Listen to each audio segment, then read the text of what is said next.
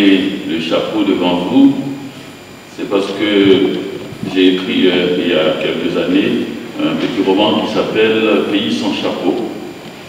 C'est la manière haïtienne de parler de l'au-delà, c'est-à-dire on a remarqué dans ce pays que personne n'a jamais été enterré avec son chapeau. Donc on imagine que l'au-delà c'est un pays où l'on ne porte pas de chapeau.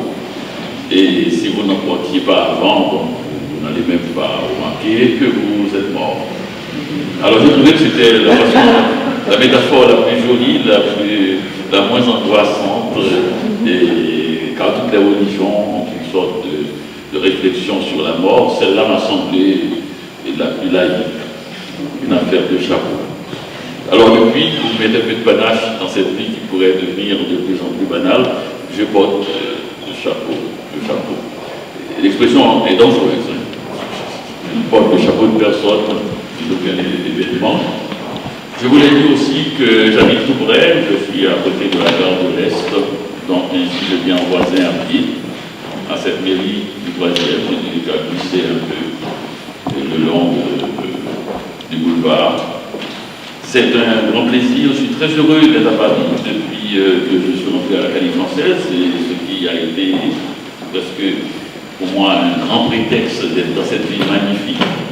Et cette ville aussi qui me fête, disons, 2 fois cette semaine, puisque le prix Talpa, je suis président d'honneur, qui fête, je dirais, un peu plus de ce prix et de ce qu'il fête. Mais aussi, j'ai écrit un seul poème dans ma vie. C'est un poème. Je résistais à écrire de la poésie parce que tous mes compatriotes, tous les Haïtiens ont tous écrit de la poésie. Je me suis dit, je vais être celui qui n'a pas écrit. Et j'ai écrit un seul, c'est quand il est arrivé, cet événement dramatique à Paris. Et j'ai écrit un poème sur cet événement, je ne sais pas ce qui m'a pris, mais c'était plus fort que moi. Et ce seul poème vient de paraître dans la collection à 2 € de Gallimard cette semaine, et sous le titre « Les plus beaux poèmes de Paris ». Et ainsi, j'ouvre la collection avec des jeunes gens qui ont fait leur poème, Villon, Hugo, Apollinaire aussi, qui est bien là. Donc je suis tout heureux d'être le poète d'un seul poème. Et ce poème fait partie des plus grands poèmes, selon les Gallimard et son équipe, qui ont chanté Paris. Donc j'ai chanté Paris dans ma mémoire, et là encore, on m'offre d'être au cœur de Paris. Je dis bien au cœur de Paris, puisque là, il y a les catalogues, c'est-à-dire l'écrit, l'alphabet, et puis aussi il y a la peinture, il y a la sculpture, enfin, tout se tient, c'est l'alphabet qui soutient tout. Et tout ce que nous faisons, la musique, et si on veut en parler. Donc l'alphabet est au cœur de cela, l'écrit est au cœur, et ma vie s'est déroulée dans une bouteille d'encre, si l'on peut dire.